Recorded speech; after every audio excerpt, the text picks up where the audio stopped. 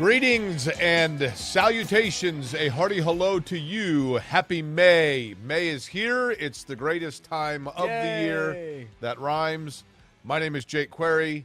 Derek Schultz is the fella next to me wearing the Granimals shirt. And this is Query and Schultz, the incredibly charitably award-winning, by the way, creatively and appropriately named. Derek, this is show number 84. You got it. So for 84, you are saying that you are going with? We've been on a wide receivers kick, so why not Randy Moss? Okay. Probably the most purely dominant wide receiver of my lifetime, maybe ever. Good. I'm going to go with Jack Snow. Only because, and I know that we're like not even getting it. We're going to get into the NFL draft in the show. We're going to talk about a little bit about the NBA playoffs, of course. I mean, there's a lot to discuss. But you know my Jack Snow story, right? I know Jon Snow, Game of Thrones. You know nothing, Jon Snow. No, Jack Snow. Yeah, but sorry, Rams. I'm JT just thinking Snow's father. JT Snow, the baseball player? Yes. Yeah. His father. I remember JT Snow. Okay. Mm-hmm. Well, we're halfway there. And Jack Snow played baseball? No, he played for the Rams. He played football. Okay. So Jack Snow is like when you were in St. Louis? No, Jack Snow's like old. He's no longer with us. But he was like a 60s level, he's like so Jack Snow was a Ram. Mm-hmm. And then when I was in St. Louis, he was the radio color commentator, analyst for the Rams radio broadcast, oddly enough, because he was a Los Angeles Ram. But during the time that I was in St. Louis covering the Rams, you probably heard me tell this story, but it's one of my favorite ever stories of Jack Snow, number 84 in this episode, number 84, so I'm going to tell it. The Rams were playing a game on Christmas Eve, and the Rams were kind enough to say that they sent like a memo to the local media saying, is anybody going to New Orleans to cover the Rams-Saints game being played on Christmas Eve? And I was one of like 3 media people that were going to cover it. And so the Rams said, look, it's Christmas Eve, so in order for everyone to get back to their families, we will make room in the sponsor area on the team plane. So you can fly on the team plane. Nice. I also covered a Colts Colts Christmas Eve game in Seattle, and it was only like myself, Chap, and like maybe Dave Calabra that were going. And of course, someone requested the Colts, is there any way, because the only available flights after the game are at like 3 in the afternoon on Christmas Day. Yeah. And of course, the Colts, absolutely not. We do no favors for the media. Okay. But at any rate, so I flew on the Rams plane, and I sat next to Jack Snow. And in front of us was a sponsor who had paid a bunch of money at a charity auction to fly on the team plane, like a 75-year-old guy with his grandson. His grandson's name was Zach. He was like 8. So I'm going to use the word stinker because this is, unlike you, I'm not going to swear on this program. Yeah, that was a mistake. I'm sorry. So stinker would be the replacement for a swear word. So a-hole? No. So we sit down on the plane. Jack Snow's next to me, and this old gentleman who's a $1 million sponsor that paid $10,000 for this opportunity gets his son. He's like, this is my grandson, Zach. And, Jack Snow's like, well, hi, Zach. It's nice to meet you. And I'm like, hey, what's up? So we get ready. We take off. Grandpa immediately takes a sleeping pill, puts on his eye shades. He's out like a light. About 2 seconds into the flight, Zach, who's probably the age of like your son, maybe a few years older, gets James curious and takes his seatbelt off and is peering up over the seat and doing what a kid does. And Jack Snow gives me one of these. Hey, Zach, sit down, you little stinker, and starts screaming at him. You don't even want to know what I can do to you if you don't sit down and face forward and shut up. And this kid, looked like about every 15 minutes or so, the curiosity would come back in the kid, and he'd look back up behind the seat. Jack Snow's ramming me. He rode this kid like a drill sergeant for 2 hours, however long the flight was. I don't think it was St. Louis or New Orleans. I don't remember where we were going. Grandfather finally wakes up, takes his sleeping shade off. Boy, Zach, wasn't that a wonderful flight? And the kid was like fighting back tears. Jack Snow not only was laughing, but was also drinking contraband whiskey the entire time. So based on that story, because you are kind of like Zach, This is the Jack Snow show. Yeah, no, that's a really heartwarming story. A guy drunkenly berating That's exactly what vulgarly an 8-year-old. I can tell it now. He's no longer with us. That's real nice. Rest his soul. The NFL draft, the next Jack Snow, the next Zach, we don't know, is out there, and the Colts went with, I don't think it was, the one thing I'll say about Chris Ballard, Derek, is I think that we think, because we're used to executives speaking in tongue, and Chris Ballard's a pretty straightforward dude. And, I don't think there was any secret about the fact that they were looking at Alec Pierce out of Cincinnati, and then lo and behold, that's who they went with. Yeah, it was one of those drafts that had no surprises, really, because they drafted essentially all need guys, right? I mean, basically. Correct. I think the one surprise maybe would be that you had an 8-player draft haul and 4 were defense and 4 were offense, given all the holes that they had on offense. But obviously that was weighted towards the early picks going to offensive players, not only Pierce, but Jelani Woods. They drafted another tight end as well, Bernhard Raimann, who was the offensive tackle, taking 77th overall. But what really struck me about this draft class is just big, athletic freaks.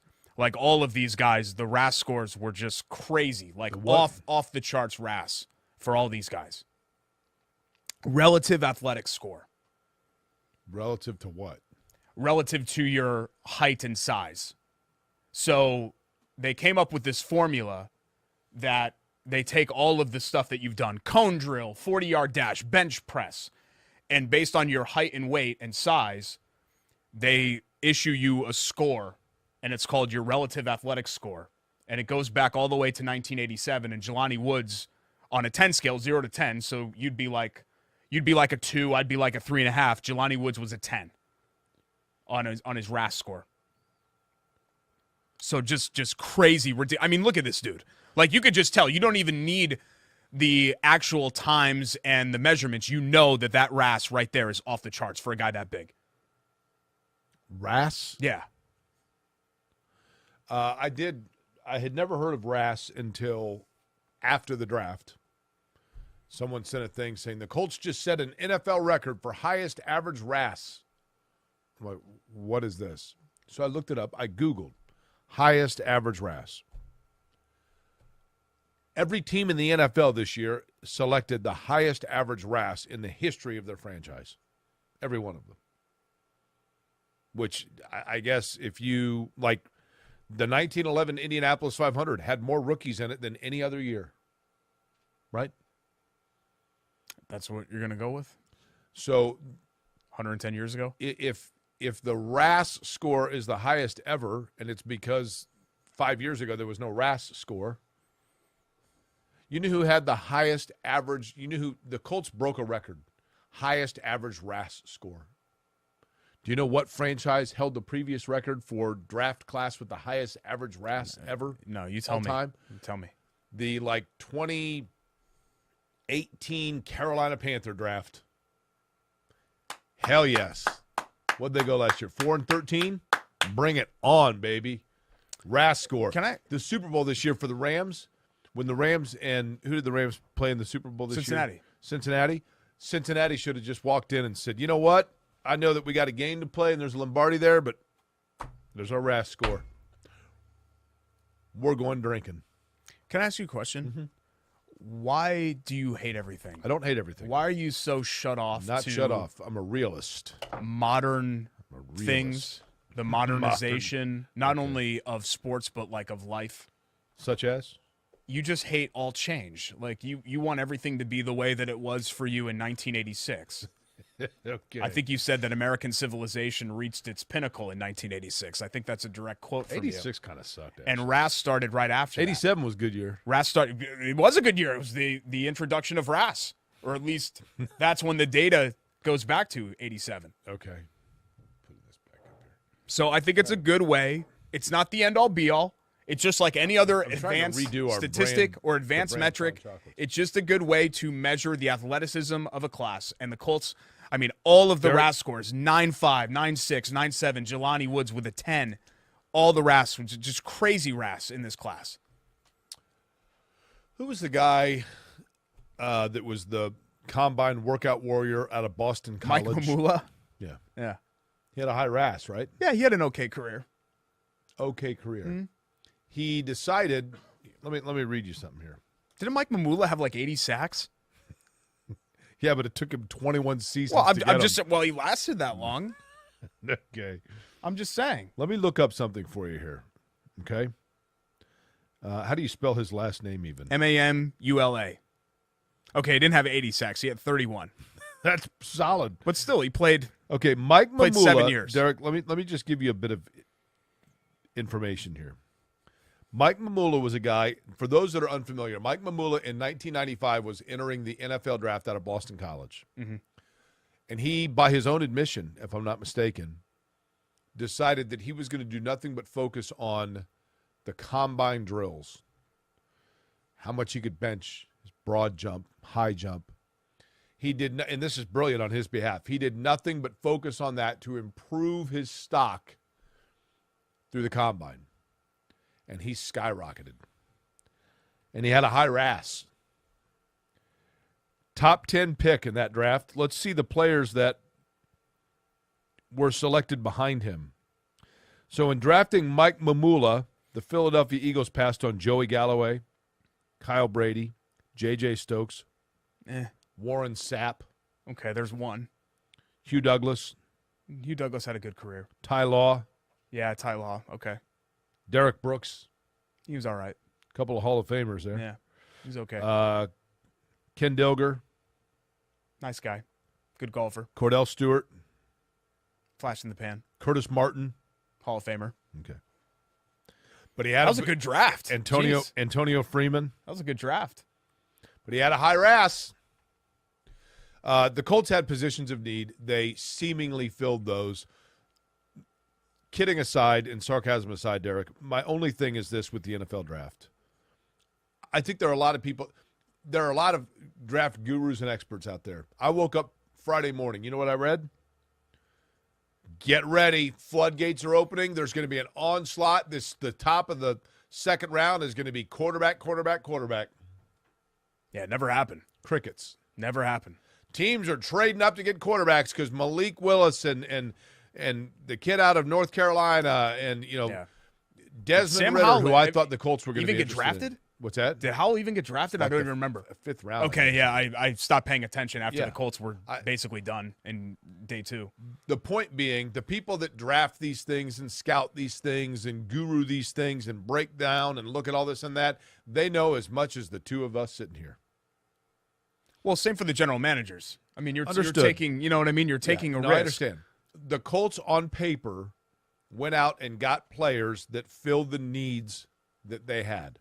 Now, does that mean that these players are going to interpret or translate into immediate impact or even long-term impact players for the Indianapolis Colts? I have no idea.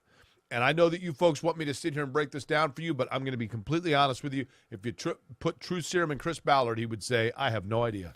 If you get 3 long-term starters out of an 8-player class, you won that draft. Correct. I mean, but you draft based on traits, and you hope that those guys grow into something. And I think the Colts do a good job of drafting the right traits, where you have high RAS scores, or you have athleticism, strength, agility, all of those things, and you hope you kind of coach the rest out of them with Reggie Wayne or whoever your position coaches are, your coordinators, Bradley, guys like that.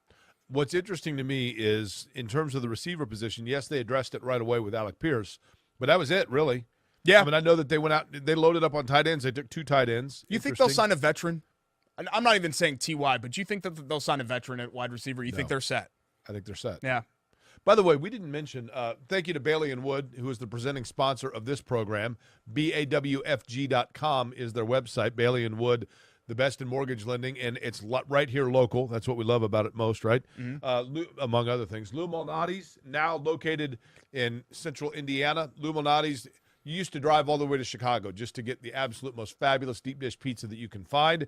It is a staple in Chicago, now here in central Indiana, including in Broderpool, where you were on Thursday, right, Derek? Yeah. That's great. Got some doggies adopted. Pizza and pups at Lou Malnati's with Indy Humane. Butler Blue was there, and I brought my son over, but I think he might be a cat person. Really? He was really into the kittens. We love the dogs, too. He loves all animals. Did you get a kitten? No. My wife's, like, super-duper crazy Did allergic. the kittens hopefully get adopted, too? Oh, yeah. Okay, good. Yep, it was a great event. And Lou Malnati's, we're actually going to talk to Lou Malnati's son, Mark, right? Mm-hmm. Who is now running the Grand the Poobah whole deal, right? Yes, the owner of the place, the Grand Poobah.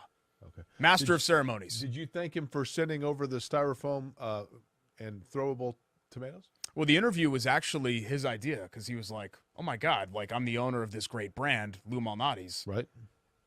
And we're marrying our brand with the Query and Schultz brand. Are you thankful that I haven't thrown this at you yet? Because he said, who can I contact in Indiana? This is what the entire Lou's team said. Who can we contact in Indiana to expand our brand into central Indiana? The entire Malnati's team. Yeah. When you say Lou's, look, we are the Lou's team, right?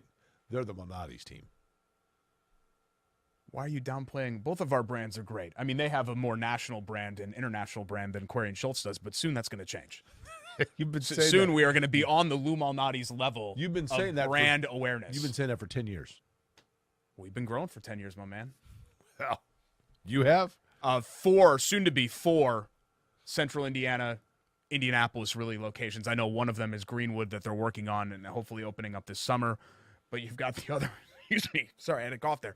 You've got the other carry-out locations as well. West 86th Street, and then the dine-in location.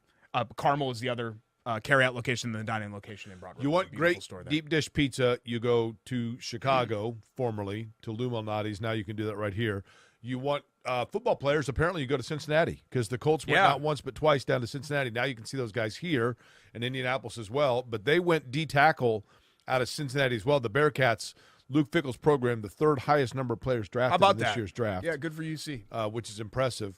But then they also, Derek, I thought it was interesting, they went in the Big Ten and moved back into round 3 after trading out of round 3, moved back into it, and went out and got themselves a free-range ball hawk safety.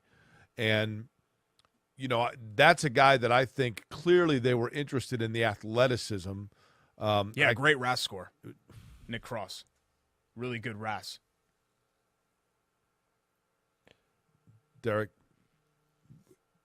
we're doing a radio / podcast / video show, right? Mm-hmm. We have a wide range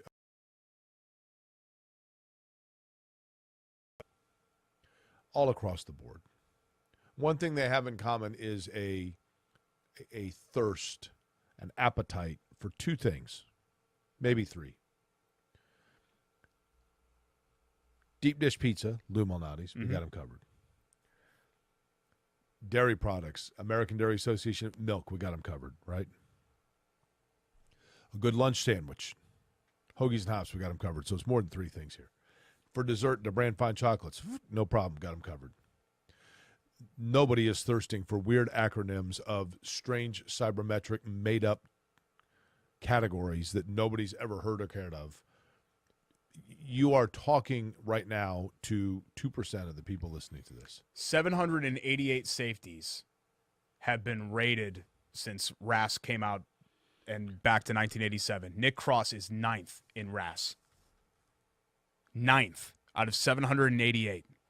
9.9 RAS. I mean, that's crazy. Forget all the other stuff. Just the RAS.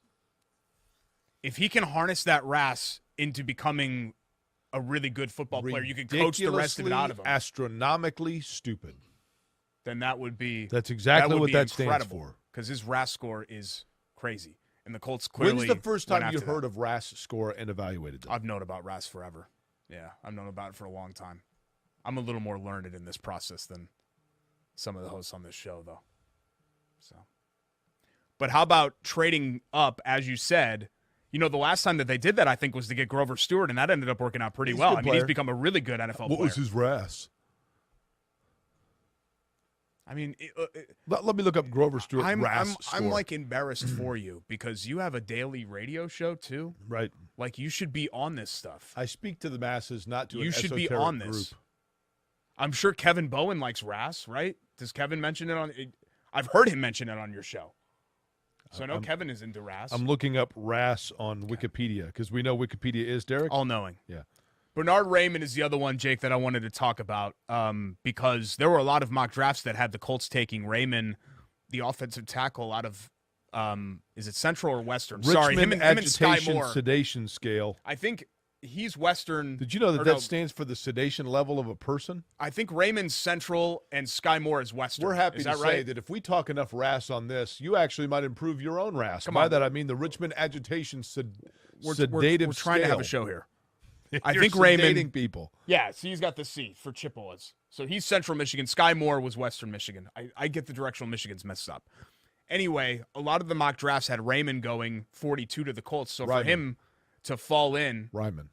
Oh, really? Is that how you say it? I'm a little embarrassed you don't know this. Sorry, I didn't. Maybe if you paid less attention to RAS and more to actual pronunciation. Well, he's like Austrian or something, right? He is Austrian, yes. I Do you know the should know native all this language stuff of with Austria? Schultz. I learned this today.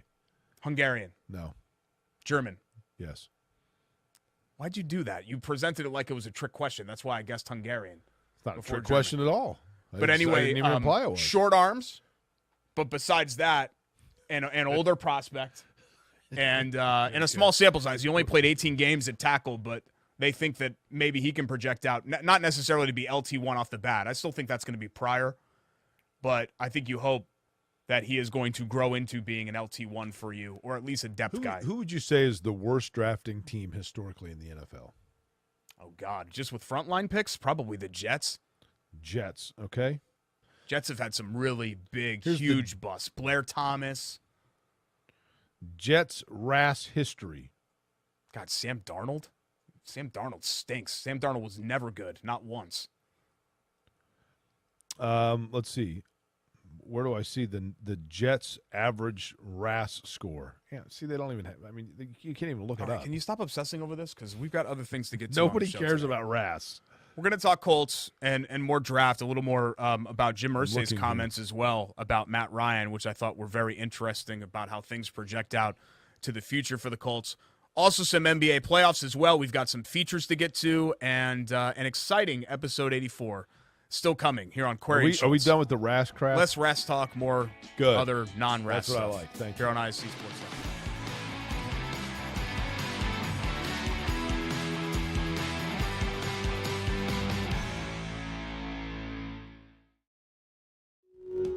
Hey, I'm Jeff Saturday, and my favorite thing when I was a professional football player was Indiana. The Hoosier State always made me feel like family. That's why I trust Indiana's hometown mortgage lender, Bailey & Wood. This family-owned company not only gives back to the communities they serve, but also with their 5-star customer service, they can close on your dream home in days, not weeks. So remember, Indiana, you can always get your mortgages at a snap with Bailey & Wood. Hey, Jeff, how does this look? Yay! Not bad, bud, but let's stick to mortgages.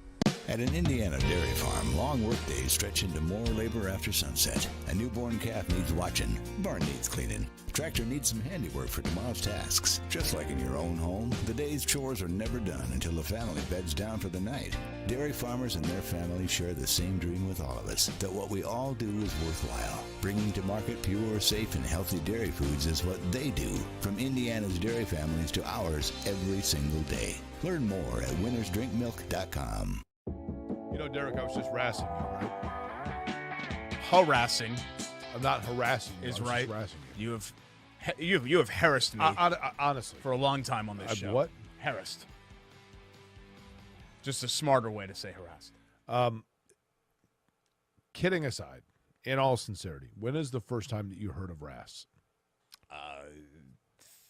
3-4 years ago. I had honestly never heard of it until everybody's like, oh my gosh, the Colts just took the highest RAS average ever. I'm trying to remember. And my only thing was, if this is such a priority, then why have I never heard about it until – it's kind of like this. It's kind of like when you do a radio show and the ratings come out.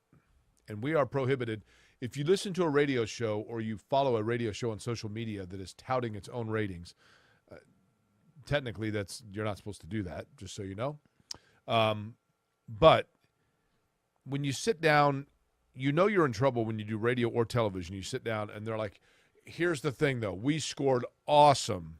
We figured this out. We did really well with left-handed redheads who have lupus. We own that demo. And you're like, that's weird. I didn't even know that is a demo. Well, we didn't either until we had to find a demo where we scored well, and so that's the one that matters.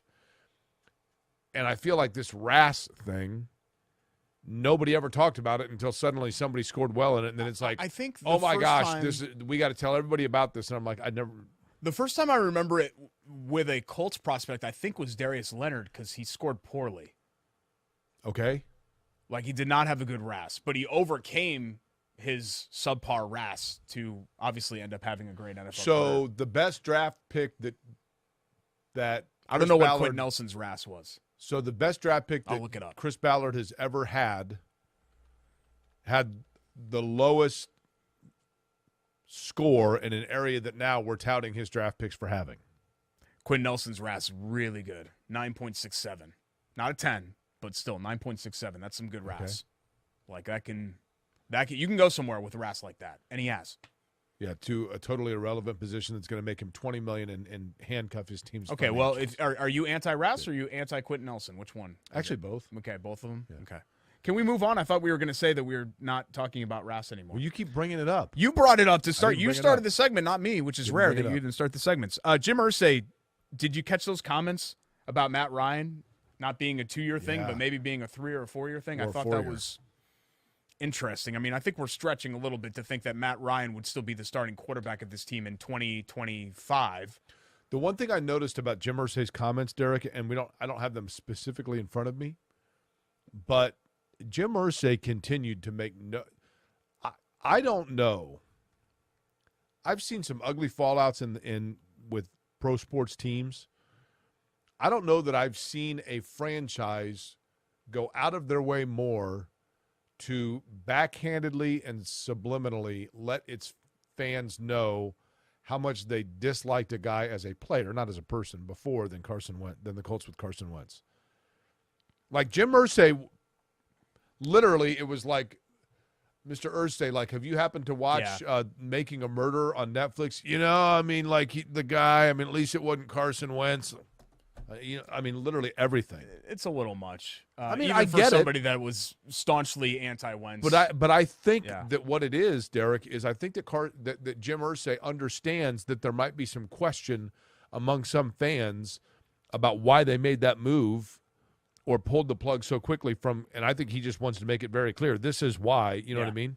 I mean, he's not wrong. It is amazing that they got what they got out of the Wentz deal and were able to wiggle their way out of a bad situation, but they put themselves in a bad situation. Correct. And they wasted a year. They were the architect of that decision. They were wasted. Now, it's not all Wentz, but they wasted a year essentially with him at quarterback as the architect of that situation. So I have a lot of trouble being like, God, and we did so well to get out of it. Yeah, well, you created this mess. Right. So it's at the end of the day, it's your fault. But this stuff about Ryan, more so than taking pot shots at Wentz, and that's probably permanently over, let's hope, because there's just no reason to keep doing that, shows how firmly confident they seem to be in Matt Ryan. I never remember them. They were confident in Phillip Rivers. I don't remember them talking I think this the difference, with Rivers. Rivers, I think you knew you were truly at the end of the line. I think with Ryan, you can look at his reliability, and Rivers had it too, in terms of being healthy. But I just think Matt Ryan has a little more mobility still. Well, anything has more mobility than a rock has more mobility than Phillip Rivers. Like a boulder. Okay. A glacier has more mobility than Which has more Phillip mobility, Rivers. a glacier or a boulder? Isaac Haas has more mobility than Phillip Rivers. I mean, think of the most immobile things. Glaciers have some mobility. A little bit. I Yeah. mean, That's why Indiana's all flat, right? correct. Yeah. I learned that at the State Museum. Excellent point. Take my And kid then there. once the glaciers got to about, a little just north of Bloomington, and they decided that they didn't want to go there, so they retreated, and then they melted. Do you know what happened? What? They created the grooves of the Great Lakes, and they melted, and they filled in the Great Lakes. Oh, cool. Yeah. So That's interesting. when you go swimming in the Great Lakes, you're swimming in old glacier water. We're always learning stuff on the show here. That's good. But I do wonder, I'm Jake. not. You are, other than what RAS is. I'm a little apprehensive because, look, the talent level wasn't great in Atlanta, and they didn't protect him very well. But he's been sliding these last couple of years, and while I expect That was Andrew Luck's problem. Didn't slide enough. I right? expect Matt Ryan, to I'm play just saying. at a high level or a relatively high level.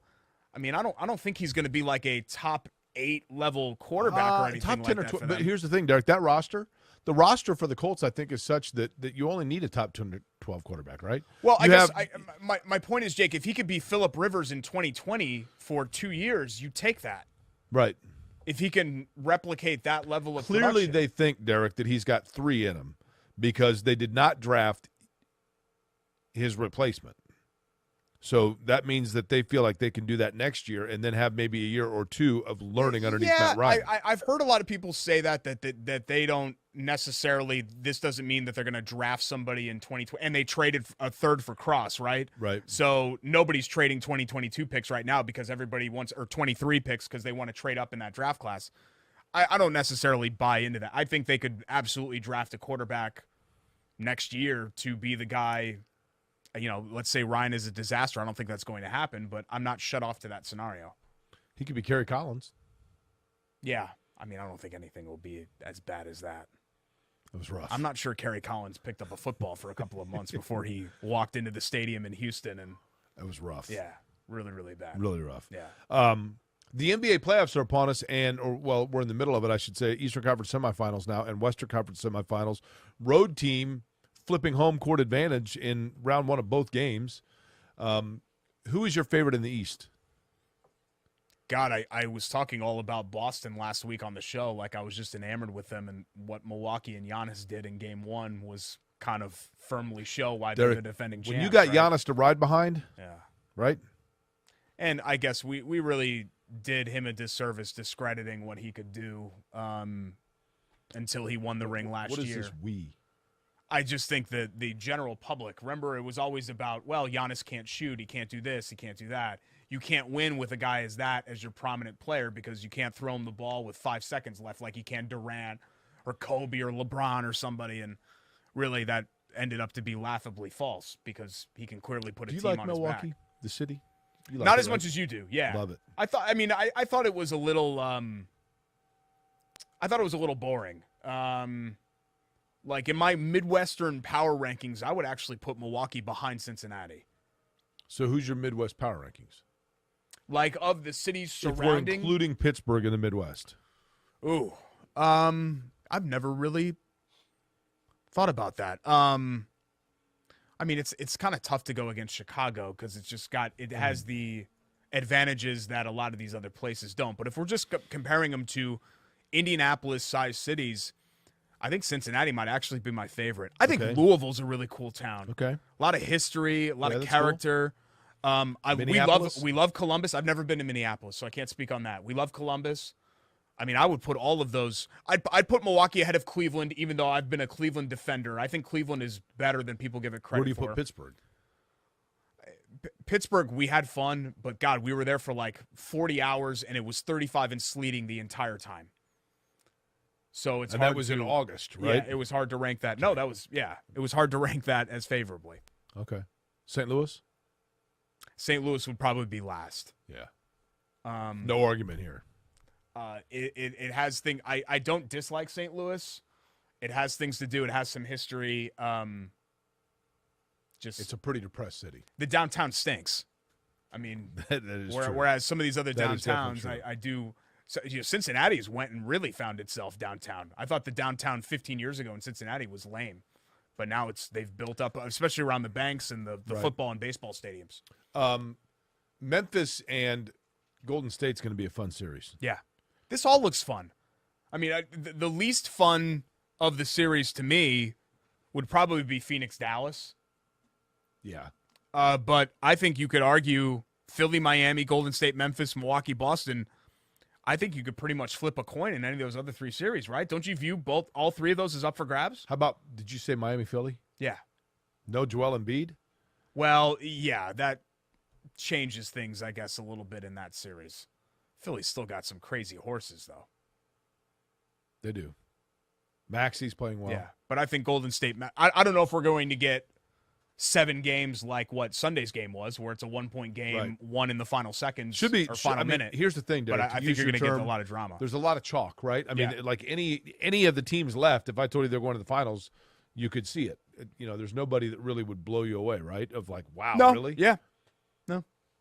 Nobody blow me away. And then we'll find out the NBA draft lottery in 2 weeks, so May 17th. Who should the Pacers send as their representative? Boomer. Yeah. Okay. They've never sent him, I don't think. Let me. I think it should be Boomer. Okay. Mm-hmm. If they were going to send someone that they could then get reaction from, if they were to land the number 1 pick, who would they get? Boomer knows how to react. No. Talk to. What is Boomer? Boomer and the Power Pack. So you could bring, are they still called the Power Pack? Did they fire all those guys because of the COVID stuff? Or are they still there? Why would they fire them because of COVID? Well, I don't know, cost. All of that. Because they couldn't really do anything during the bubble. It's not like the Power Pack went to Orlando in the bubble, right?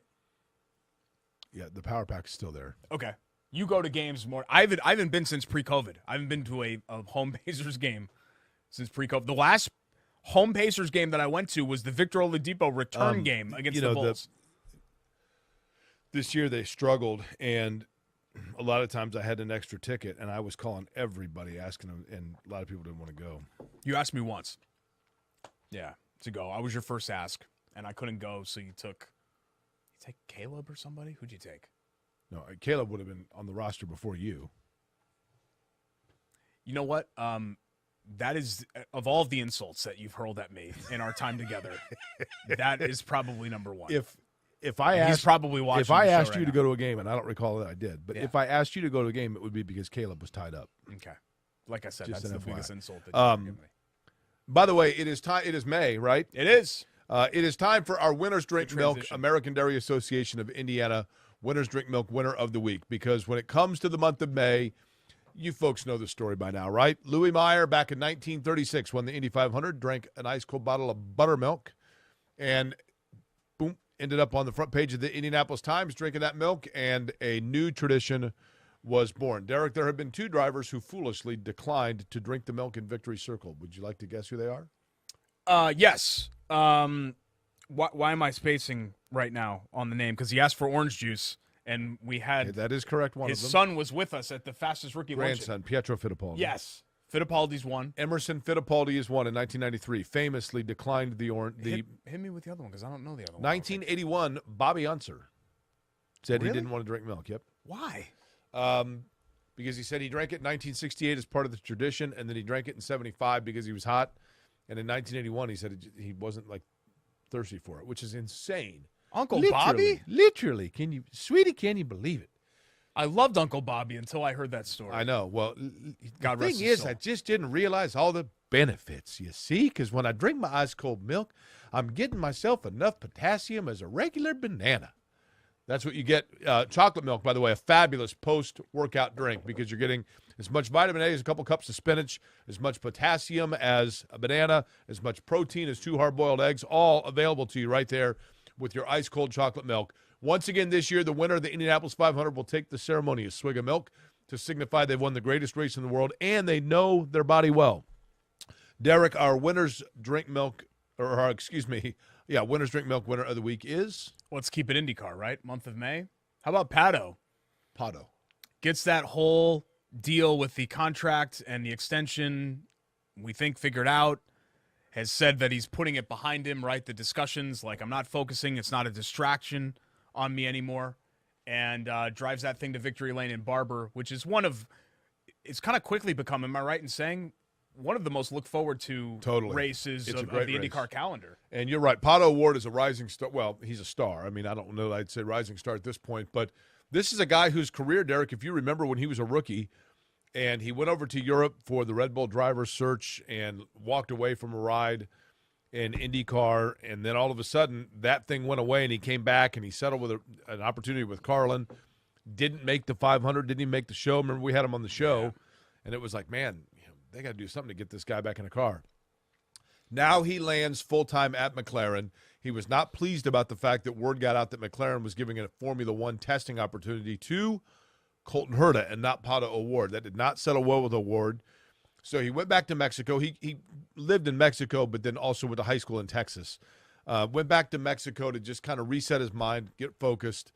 And at the coming off the last round of pit stops in Barber, he and Rinus VeeKay, who were running 1-2, VeeKay the leader, Pato O'Ward just behind him, They came out of pit road, and once they got onto the track, O'Ward went for it on cold tires, made the pass, didn't look back, goes on to get the win. And he has a legit shot at being the one to drink the milk. And happy birthday to Pato because he turns 23 this week. Really? Yeah, I think the 6th. So we're taping this right now on what is today, the 2nd, 3rd? 2nd. So he is our winner of the week. Speaking of IndyCar, what do you think of the Grosjean, Graham dust up? For those that are unfamiliar, Romain Grosjean, who is a, obviously